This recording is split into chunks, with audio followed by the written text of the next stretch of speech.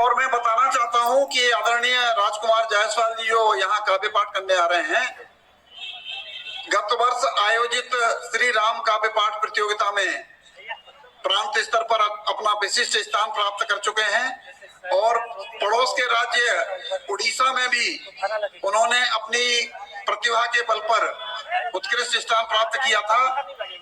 आपकी सहधर्मिणी सुकांति जायसवाल जी भी यहाँ होंगी।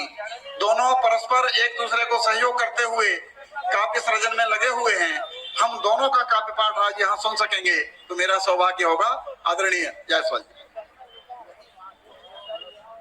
जय श्री राम, जय श्री राम।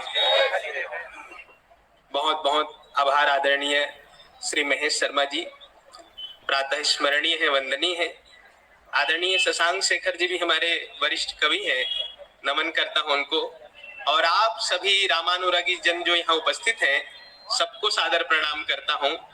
भारत के गौरव श्री रामचंद्र जी हैं और हम बहुत भाग्यशाली हैं कि उसी धरा में खड़े हैं जहां से भगवान श्री रामचंद्र कभी गुजरे थे। और मैं आपको बता दूं, ये सोच से पता चला है कि भगवान रामचंद्र जी सबसे ज्यादा समय तक हमारे इस दंडकारण्य क्षेत्र बस्तर छत्तीसगढ़ क्षेत्र में रुके थे। और यहाँ के हमारे भोले भाले वनवासी भाइयों ने मां सबरी की तरह ही उनको बहुत प्रेम दिया था। राम जी का ये रास्ता कैसा रहा, संसार को मर्यादा सिखाने के लिए कितने कष्ट को सहा, मैं अपनी एक कविता के माध्यम से आप सभी के सम्मुख रखता हूं। मैं आशा करता हूं आप सभी को पसंद आएगी, और पसंद आए तो अपनी तालियों से मुझे बता दीजिएगा।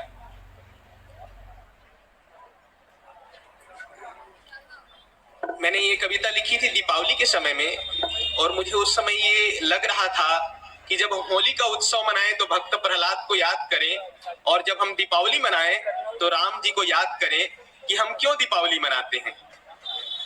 हम मनाते दिवाली हमें याद हो, हम मनाते दिवाली हमें हो पता, कंटकाकीर्ण था राम का रास्ता, कंटकाकीर्ण था राम का रास्ता। भीग जाती हुई थी धरा चाहती, राम के राह में पुष्प हो घास हो। देवता चाहते थे कि बादल वहां छांव करते प्रभु के सदा पास हो, किंतु मर्याद को राम थे जानते, चाहते मानवी पीर आभास हो।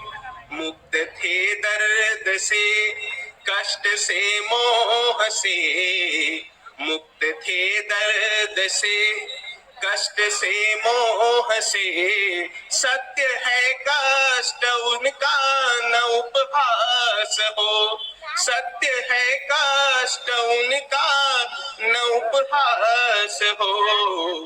कर्म ही धर्म है, धर्म में कष्ट है, कर्म ही धर्म है, धर्म में कष्ट है। कष्ट से मुक्ति है राम की दास्तां, कष्ट से मुक्ति है राम की दास्तां। हम मनाते दिवाली हमें याद हो, मुक्ति का दान था राम का रास्ता। दिव्य पुष्पक चढ़े, दीपावली के दिन भगवान श्री रामचंद्र जी जब अयोध्या आते हैं तो कैसा दृश्य था। दिव्य पुष्पक चढ़े राम आते अवध, जो निराकार साकार हो आ गया। जिसके सपने पले 14 साल तक, मोद वही धुआंधार सा छा गया था गगन, देव सारे मगन, ले सुमनवार तेरा जी को भाग गया। मौन होकर गिरा, देखती दृश्य को भावना का धुआं और गहरा गया। दीप लाखों जले, आरती सज गई, दीप लाखों जले, आरती सज गई। मंदिरों की तरह मार्ग की दिव्यता, मंदिरों की तरह मार्ग की भव्यता। हम मनाते दिवाली, हमें ज्ञात हो, त्याग तप से तपा राम का रास्ता, त्याग तप से तपा राम का रास्ता। अब अंतिम पंक्तियां देखिए, राम कैसे थे और हम आज कैसे देखते हैं कुछ लोगों को। राम में सबसे बड़ा गुण ये था कि वो अपने से छोटों को बड़ा बना करके बड़ा बनते थे, और हमने कई लोगों को देखा है कि दूसरों को छोटा बना करके खुद को बड़ा करते हैं। ये बड़ा अंतर है कहिए। भगवान राम